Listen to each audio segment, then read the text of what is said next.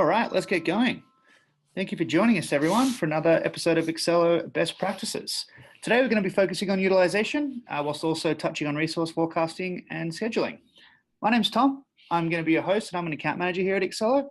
I'm also joined by John, who's a solutions engineer and will be the primary presenter. Great, thanks, Tom. So today we'll start it off with how at Accelo we think about calculating utilization and some of the inputs that go into those calculations. And then we'll spend the majority of our time going through some of the screens and some of the ways that we can forecast our resources, being able to schedule out who's doing what, being able to see how busy our team is, and ultimately being able to determine how utilized or unutilized our team is. And once we figure that out, being able to dig deeper with the timesheet report. Sounds good. There is a Q&A function within the Zoom app, so feel free to submit your questions as we go. If there's anything relevant to what John's talking about, I may jump in and ask the question. Otherwise, we'll get to everything at the end. All right, let's get going. Awesome, thanks, Tom. So to kick it off, and many of you probably already know this formula for utilization, how we calculate it in Accelo is we're taking all the remaining hours of work that's assigned to a particular individual, whether they're a designer, developer, consultant on the team, and then we take her work week. And that work week can be the 40 hours a week that we normally expect, or it can include things like working part-time, not working Friday this week, or holidays, and all those can factor into it. So for the example that we'll initially look at, we have a 20-hour task that's put on our plate. We have 2 weeks to start and to then finish the task. And we've already logged 10 hours of work on the task. In this case, we'll keep it really simple, 8 hours a day for 5 days a week, which gives us a 40-hour week that we're pulling against. And we're going to see what it looks like when we have 5 hours each of those weeks, because we've already used 10 hours of the task budget, and seeing how this looks like on the schedule dashboard, one of the places that we can forecast or look at utilization in the future. So to get this view that I'm looking at now, and we'll do a deeper dive of the scheduling dashboard after we go through some of these formulas, is through the dashboard and the schedule. Or if you head over to the schedule view, the dashboard, and this is a newer dashboard, we just haven't decided where to put it on the top navigation. And then on the schedule dashboard itself, if we look at Accelo, someone on our marketing team, we can see the 5 hours sitting here and the 5 hours sitting here of the task. You can see that we're basing this off of a 40-hour week, so 5 divided by 40 gives us our 12.5. In this case, we're just rounding it up to 13% utilization for both of the weeks. Now, if I click in and dig specifically into that task, I'll see some of the other components that help us understand why it's auto-scheduling or putting 5 hours a week from this task. We can see here that the original estimate was 20 hours and that we have 10 hours remaining. So as we start having less and less hours remaining, let's say that it was initially 20 hours, but we logged 10 hours against it. That's why we have 10 hours remaining. We'll see this time here that we're logging slowly eating away at the remaining time. You'll see it here every time at log time as well, the amount that's remaining.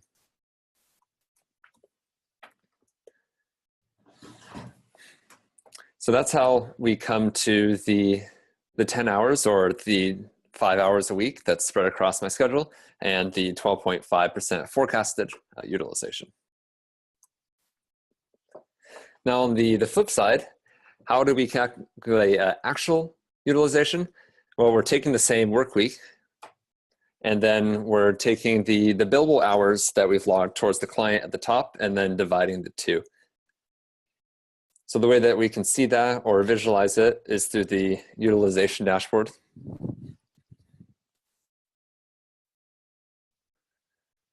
The utilization dashboard can also do scheduled or forecasted capacity. We'll just take that off today. And then here you can see the difference between the billable in green and the non-billable time that we've included. But for our case, we will even take away non-billable time to understand our true or our client billable utilization. So if we jump into here, we can see that Tony has been performing well at 95%, Eddie at 55%, and then the example that we were giving, 34 hours logged out of a 40-hour week, which gives us 85% of the time that was client billed, and then 15% that was unlogged. We would probably want to account for that, and somehow, usually that would be non-billable time as well. So that gives us our 85% utilization for Robert. So now enough with the formulas. Let's see how we can actually influence and look at our resource capacity and do things about it. So the first thing is forecasting with this scheduling dashboard. So we'll go back to that view that we're looking at, and we'll do a deeper dive into what we can see and what we can do with the screen. So on the left-hand side, we see this, the team that I pulled up. There's a few different ways to pull up the team. One of the easiest ways to start building your team is just adding users on the fly. So for example, if I wanted to see how busy Travis was, I can just bring him in, and then it adds Travis and how busy he is week over week. Other ways to put together groups is if you go into admin and start creating a user filter, you can group people on different skills or groups or combinations of those. So for example, I want to see my design team. I'm going to clear the current list and add them here. I can search off of a specific skill set. Like I only want to see the people who have Facebook experience, or only those that have asynchronous JavaScript for the development team. I can add them here. And then for groups, sometimes groups are like we have here, design and development. Other times groups might be client pods or built around industries. Sometimes we're seeing different offices or regions be grouped into different areas, so we can see utilization for North America versus Europe versus our Australian offices.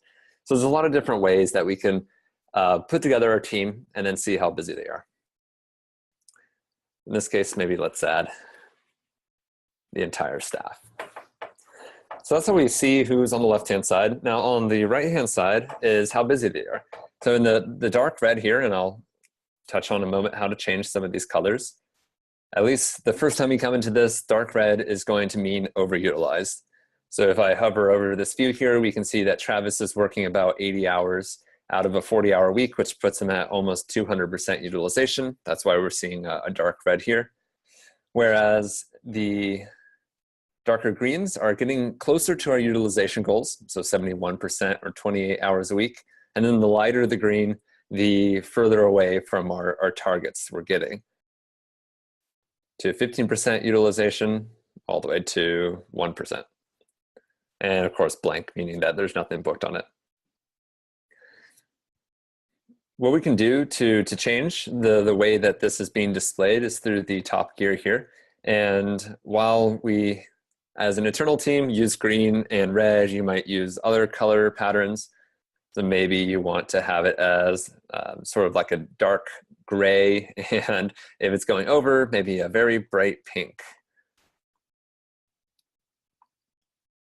Then the last part of it is showing what basically our utilization goals are. Oftentimes we're seeing the 80–85% range.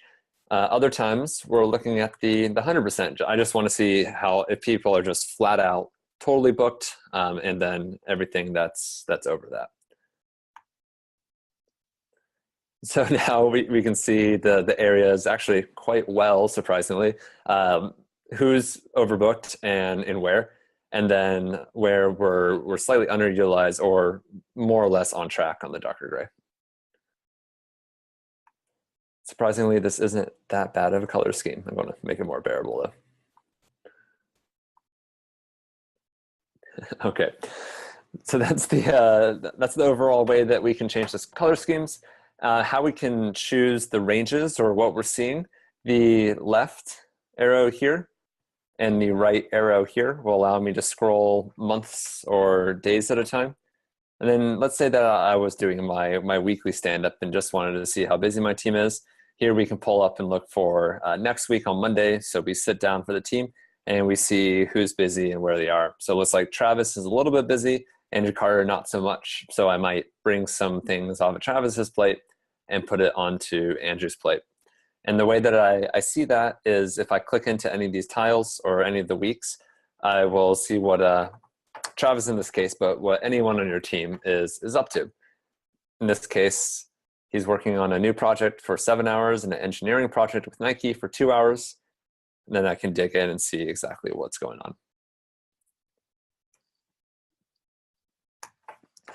That's a high level of the newer scheduling dashboard view. There is an alternative view. Instead of looking at the team members and what's on their plate, we can look at it the other way around, the work tab, what projects or what work we're doing, and then who's assigned to it and how long they're spending on it. It's a little bit outside of the scope of the call today, but I just want to let you know there is other ways that you can visualize this data. So that's how we can forecast with the scheduling dashboard. Now, I wanted to talk a bit about how we can actually schedule out the work that's coming through the pipeline. And one of the ways is just blind scheduling. A project plan comes in, you edit the project and start scheduling out people, or you put a task on a sale for someone to do a quote or to help you out with a proposal.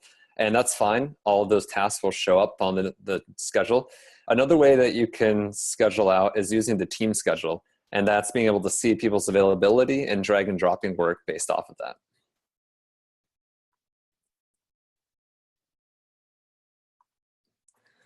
Now, a little asterisk here, and we'll touch on this further down in the call, and you may have seen a few blog posts about this, is we're currently redesigning how we assign out work. And right now, this is absolutely the best way to do what I'm about to say, but just know that some of these screens that you see here will be either redesigned or incorporated into other parts of Accelo to make it a lot easier to be able to schedule out and commit work onto people's schedules. So the intent of the team schedule is to see what's coming through the pipeline. A common user story that we hear is, I just want to see all the unassigned tasks that are due this week and assign them out. So that what we can do is we can take all the tasks, look for the unassigned tasks, and maybe the ones that are starting or due this week.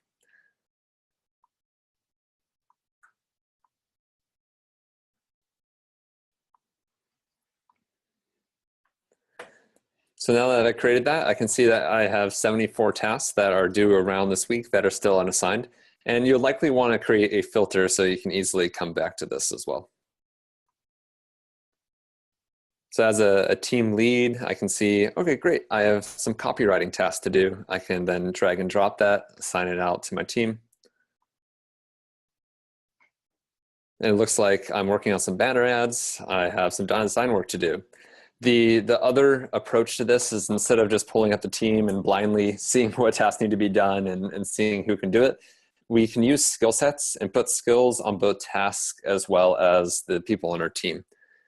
So in this case, maybe we only want to look at the design tasks that need to be done. And we only want to look at our design team. What we can do here is then match up the work that needs to be done with who can do it. Let's pull up to the week view, and it looks like Patrick is the most free out of the team. So I can just put that onto his plate.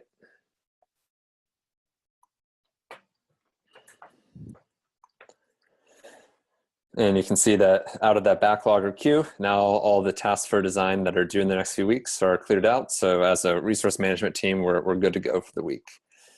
Now that everything's assigned out and it's on everyone's plates, we can see that Tony is way too busy this week. So there's a few things that we can do with this. One, we can shift and move work on his own plate, maybe push due dates, or we can have Patrick, who's the new designer on the team, take some of the load off of Tony.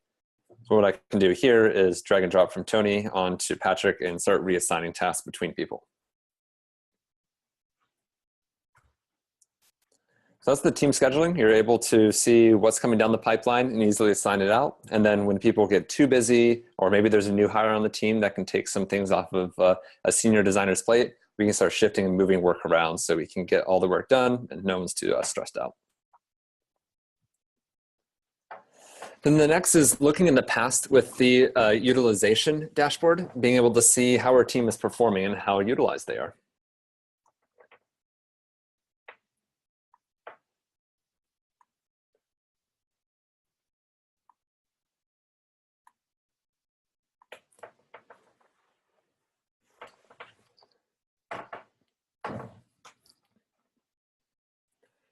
So as I was saying before, you can forecast on this view. Most of the best practices that we're seeing is using this though for the billable, non-billable past utilization view. So just looking at non-billable. We're able to view for many weeks at a time. So instead of looking at around, maybe looking at last quarters and pull up how we performed over time.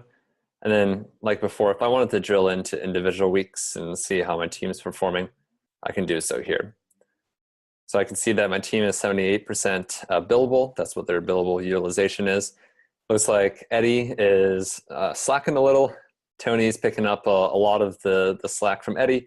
And then Robert is right on track with our 85% goal.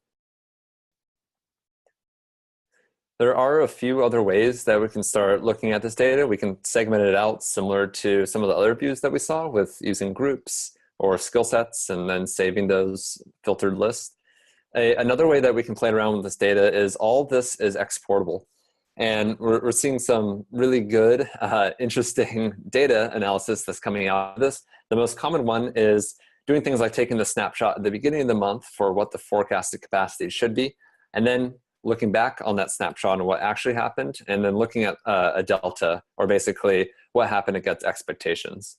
And that's really helped for things, especially in this case with Eddie, where he was only 55% billable. Well, was this our fault as a firm? Did we not put enough work on Eddie's plate? Was he sitting on the bench for too long?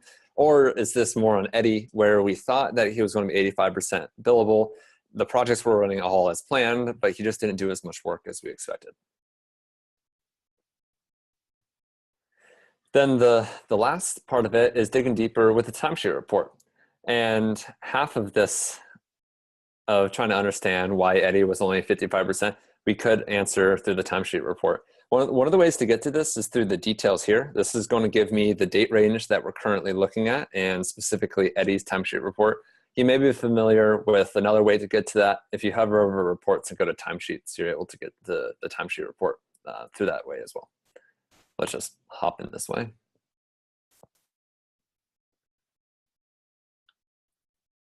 So here we can see what Eddie was working on. He was working on the Delta Airline website that we're building. And it looks like Eddie just pressed 8 for every single day on his timesheet and didn't put any information for what he worked on. So he's underutilized, not logging very specific time. It's probably time to have a sit down with Eddie and figure out what's going on. If I were to pull up my timesheet for the month, and depending on what you're asking from Eddie or people on your team for how specific you want their time logs to be, if you were to look here, you can see a bit more specific. Okay, great. He was working on ideation and copywriting. He was putting together the nurture flows. And then if you wanted to figure out what was actually happening in that 5 hours or that 10 hours, you can dig in one step further to see any notes, bullet points, any email content that he sent off to the clients, all within the timesheet report.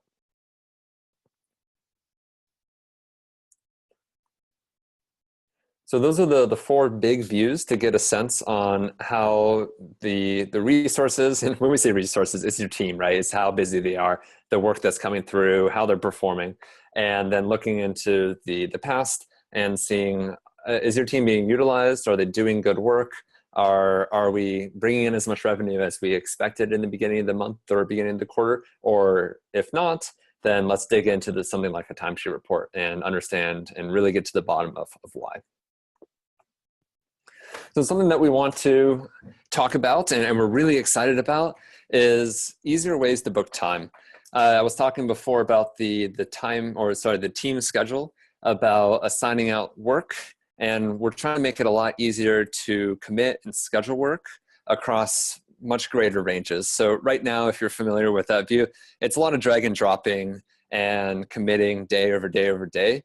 We're making it easier where we're giving you range and you can put time across much larger ranges like weeks instead of having to drag and drop for each day.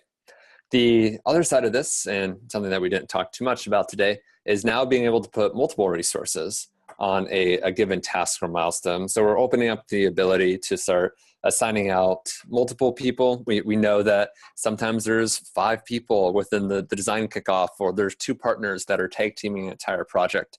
We want to make it really easy to put that time onto the books and then see how we're performing against that. All right, fantastic. Well, I went through all the areas that I wanted to go through, but I see some questions that have trickled in. And if you haven't gotten a chance to ask your question, the Q&A button at the bottom of the Zoom window that you're viewing through right now, you're able to ask any questions there, and Tom and I will get to them. Thanks. Yeah, thanks, John. I've got a couple lined up for you. Out of the gates, would you just mind retouching on how you can set different utilization targets for different team members? Yeah, absolutely. So one would be the team member himself coming into his own preferences and setting up more or less his targets, I guess, his work week and what the baseline should be. So here within the work week, maybe he only works a half day on Friday. And then we can have him put on his own vacation. So in this case, he's taking Easter Monday off. So that would factor into his utilization for the week. He would only be booking a 32-hour week. And it would also help us when we're scheduling out work to basically warn us if we're scheduling on his weekend or a holiday. So that's the personal calendar side. Then the team calendar side would be through configuration. Here we're able to put the blanket work week for everyone, as well as the leave calendar and blanket holiday calendars. So these will all affect the utilization or the baselines that's being calculated for that. So that's one side of it. The other side would be actually setting those percent targets off of their baseline. And that's through the schedule dashboard here and the cog. You can then put in your utilization target. More often than not, we're seeing an 85% target for utilization. While I'm at it, I'll change it back to a softer color theme. Yeah, thanks, John. Just kind of building on that, is there an easy way to schedule work on a non-work day, but not through auto scheduling? So let's just say every other Saturday, I'd like to put some work on my calendar. Interesting. What do you think, Tom? Do you have a thought on that? I have 1 or 2 ideas. Yeah, obviously you could pick the upcoming Saturday and open it up. I'm just worried that it might be reflected down the line for auto scheduling. What do you think? Yeah, I think that's right. So something that you don't see here, this is a commit screen, but on the scheduling screen, we're going to allow you to set up things like every Friday afternoon for the next 2 months. We're going to have design reviews for the Delta Airline website project, and then having those recur on people's schedule. We're going to allow for that. So that might be one approach. The other might just be having a recurring Saturday meeting on a Google or Office 365 calendar, and then having that automatically pull back into your team schedule and then show that affecting utilization. Yeah, that sounds like a pretty good way around not having to mess around with your calendar too much. What else we got here? Got a really good question. Is it possible to save various filters and setups on the scheduling dashboard? But more specifically, if I wanted to view, if I wanted one view to see utilization and one to see resource use, i.e. who is fully booked and who isn't. And so I'm supposed to get that rolling, John. I mean, obviously we do have some filters and the ability to kind of quickly add either specific sets of work, for example, just only show me my active projects or only show me my open tickets. And on the flip side, on the team side, we've got, only show me, maybe my engineering team or something like that. I'm just wondering if we've got any advice around specifically the view to see, one view to see utilization and one to see resource use, as in who's fully booked and who isn't. The way that I'm interpreting this, and we might need some more clarification, is being able to have a combination of the list of people who we pull in, or like you said, the list of work that comes in, and then the actual visualization of that. Are we looking at this by week or by day?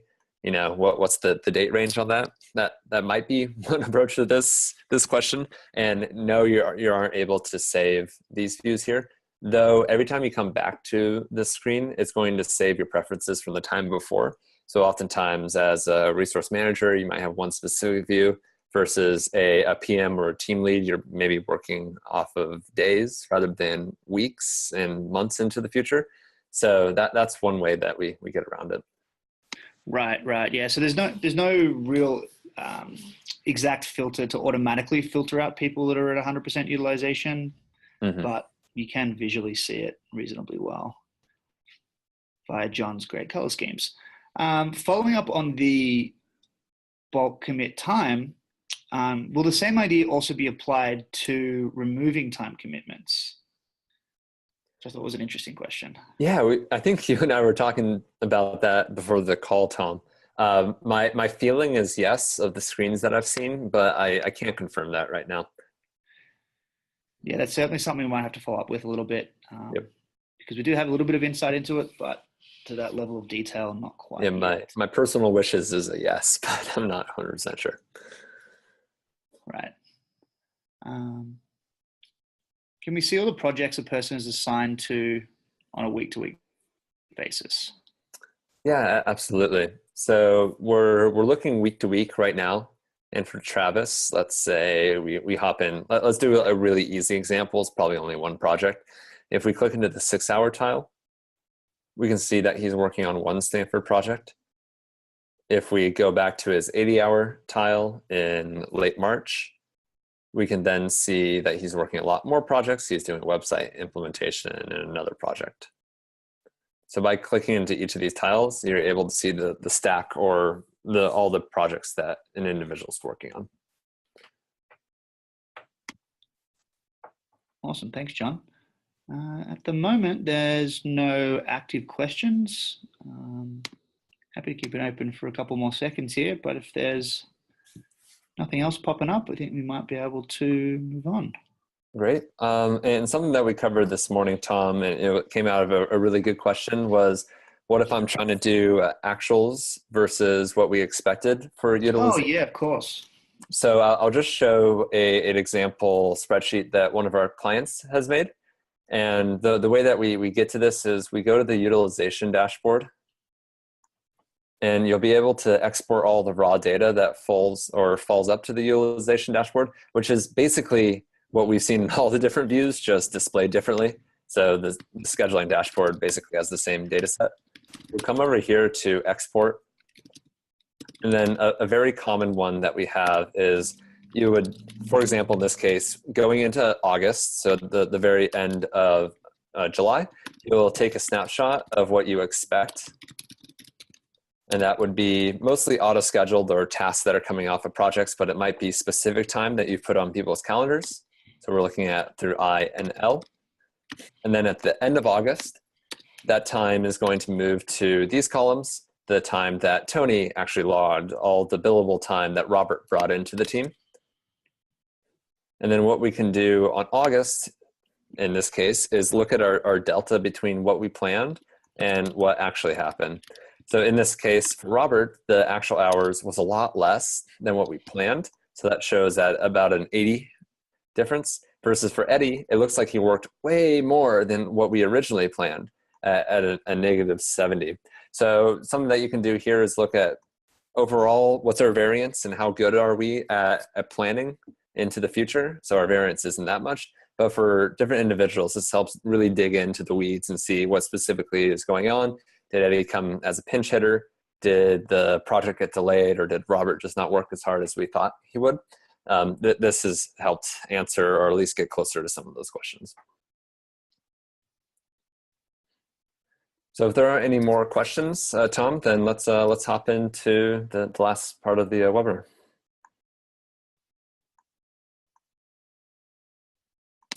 Yeah, absolutely. All right. Thanks, John. We've been doing these for a little while, and we do have a nice little video library built up. So if you search best practices on our website, you'll see an array of different topics. You can see a few that we've done in the past there. So feel free to check that out. As I said, we do these fairly often, usually roughly every 2 weeks. And the next one is going to be on client portal and contractors, maybe more specifically working with people outside of your organization who perhaps maybe you want to give access to log time and also share things through the portal. As always, we're absolutely up for suggestions. Feel free to ping us at bestpractices@accelo.com. If you've got any follow-up questions or any ideas moving forward, we're more than happy to help with that. And other than that, really appreciate everyone's time and have a great rest of your day. Thanks, Tom. Thanks, everyone. Thanks, guys.